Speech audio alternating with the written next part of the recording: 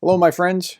This is the Daily Brief. My name is Gerdes. I'm just a professor trying to provide you with some context about the war in Ukraine.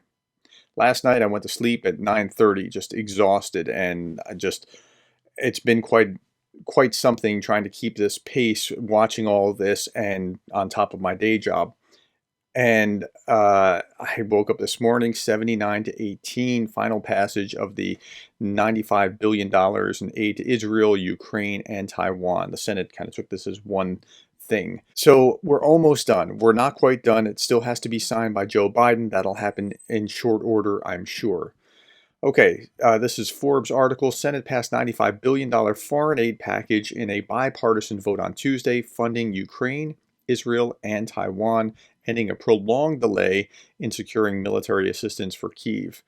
The bill passed 79-18, and I'll show you who voted against it on both sides. 15 Republicans ended up voting against the bill. 9 who previously opposed the previous aid package, the border one, flipped their vote to a yes. Reacting to the bill's passage, Biden said that he would sign the law as soon as it reaches his desk tomorrow. Today is now tomorrow. Zelensky thanked Biden. Schumer, Senate Minority Leader Mitch McConnell said, quote, "This vote reinforces America's role as a beacon of democracy and the leader of the free world." Okay, who voted against it? Bernie Sanders, but Sanders was saying that he voted against it because of the aid to Israel, and generally speaking, Republicans are supporting Israel, and Democrats tend to line up more as a larger percentage toward Palestine. Not all, but they tend to see things differently. Senator Jeff Merkley of Oregon, also a Democrat, and Senator Peter Welch of Vermont were the other progressive lawmakers who voted against the package for the bill. So those are the Democrats who voted against it. Here are the Republicans who voted against it. J.D. Vance was the first that I would say, of course, if I was a betting man, he's going to vote against it. He's about as MAGA as they come. Senator Mike Lee of Utah is a weird conservative MAGA. Like, he's a weird hybrid of that. Before MAGA, I would have just said he was conservative, but there's also like this Venn diagram crossover between conservative and MAGA and some of them have just become MAGA. Like Vance is just MAGA. Ted Cruz is in that category as well. I should have highlighted him as well, and he's at that weird crossover. But the usual suspects. I was pleased to see that, and I talked about this yesterday. I did a whole little video about this. Senator Graham, I was watching it yesterday, and Graham came out strongly in favor of it. And I was like, well, he voted against it last time. Tim Scott, also from South Carolina, voted for it this time. Okay, so that's enough for that. I'm going to cover the whole thing in a separate video, but for right now I want to cover the rest of what's happening in Ukraine. 880 Russians off the battlefield, 12 armored combat vehicles, 43 artillery pieces, 47 vehicles and fuel tanks. So there was a dip a couple days ago, and it seems to be ticking back up. And if I were the Russians, I'd be making hay while the sun shines. I mean, I'd be doing it now. I'd be taking the fight to the Ukrainians as hard and as fast as I can, using everything I can before they get the weapons to be able to fight back. But they're not really doing that. They are firing on Odessa and Kharkiv. Here, rescuers are eliminating the consequences of a Russian missile strike in the Odessa region. At least one civilian was injured. The shockwave damaged about 30 buildings, the State Emergency Service reported. Like, this is why that Ukraine aid is important. Here in Kharkiv, this is a building that was pretty devastated by it. Not a big hole in it, but I mean, all the windows blown out on one side. Anton Gurashenko shared this, and I think this is worth reading. Russia attacked Kharkiv again, a residential building. 6 people were injured. I'd like to share an excerpt from a text written by a Kharkiv journalist, Anna Ginn. And I'm sharing this with you because I want you to feel what this journalist is feeling. The text was written after Russia damaged Kharkiv's TV tower, and that was covered by most YouTubers. This is rather an emotional pressure on Kharkiv citizens, which in general causes nothing but a smirk. Who do you want to scare? Us? Living 12 hours a day without electricity and 24 hours under the threat of a missile strike? Yeah, the city has a big energy problem. But all the stores, pharmacies, even the beauty salons have generators out on the streets and charging devices with them. Teenagers with tablets swarm each such generator. They have classes, online school, or college. Like, they're trying to plug in so they can, still charge in some way. Every missile strike unites us. We become friendlier, more cohesive. There's no way to break us. We can't be broken. And this is why that Senate aid package that just passed yesterday is important, because we're supporting people who have the will to stand up to Russian aggression. Now, the Ukrainian military is also fighting back. Russian telegram channels reported as a result of last night's attack on Russian metallurgical plant, 2 oxygen units stopped operating and the building itself was partially destroyed. Oxygen units on the metallurgical plants are responsible for providing necessary amount of compressed air to the corresponding production lines. Several regions of Russia were attacked by drones last night. Russian authorities say that all drones were shot down successfully. This is one of the successfully shot down drones from last night's attack on the plant. Okay, so they are pushing back, and they're going to be able to push back in a much bigger way because ATACMS are on the way. Okay, SBU drones hit 2 oil depots in Smolensk region as well. Last night, drones of the Security Service of Ukraine, the SBU, hit 2 oil depots in Smolensk region where 26,000 cubic meters of fuel were stored. The SBU continues to effectively destroy military infrastructure and logistics that provide fuel to the Russian army in Ukraine. These objects are and will be our absolutely legitimate goals. Okay, there we are. Now, this is news that is not news.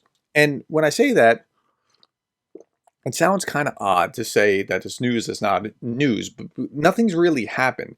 They're just kind of speculating, but it's still important because I think there is something that's going to come of this. The German opposition has called on the Prime Minister of the United Kingdom to exert pressure during today's meeting with Chancellor Olaf Scholz in Warsaw regarding the delivery of Taurus cruise missiles to Ukraine.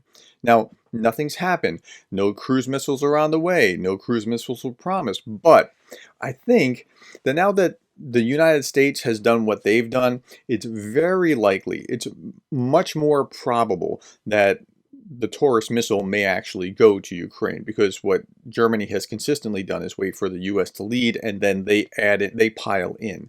And so I think that's a very likely probability. Let's look at this. This is also Anton Gerashenko. Kadyrov's closest ally, recently appointed to a position in the Russian Defense Ministry, tells Russian propagandists that Russia will wage a war for the rest of the decade and intends to destroy NATO. Again, this is why the Senate bill passing last night and Joe Biden signing today is important. Russia will win this special military operation and on all other battlefields. Yes, we will have work hard until 2029 or 2030. Are you hearing this? They're saying they're going to work for the rest of the decade to wage war. But I can assure you that the outcome of this special military operation will be that the NATO bloc will cease to exist in the format in which it exists today. Most of those states who today are running after America like mutts will kneel down and swear an oath to Russia, asking to be accepted into our coalition. Okay, so if you had any question whether Russia was, contemplating, should they keep going, will they just be happy if they take Ukraine, that's not the plan. Okay, let's keep going. Russia's deputy minister is accused of state treason. Accusations of corruption are just a distraction. Now, I saw this in multiple regular press articles, and I'm seeing this here in Nexta, but Nexta added a little tweak that I passed by. Okay, there's corruption in Russia. There's corruption in Russia. So what? This is important for a reason. No one would arrest such an influential official as Timur Ivanov for a bribe. His corruption was long known to everyone in the Kremlin. That's kind of how it works. Like, they all know who's doing what, according to sources in the FSB. The real reason for his imprisonment is state treason. The materials on him were collected for 7 years, and for the same amount of time, he was allowed to steal billions of dollars, the sources claim. Ivanov was not arrested earlier only because Russian Defense Minister Shoigu defended him in every possible way. So the corruption's deep, they know the corruption's deep, and they look the other way. That's just part of the culture, but now when he gets a little out of line, they're going to clamp down on him. So it's nothing new. It's not like this was unknown. It's just, it's surfacing now.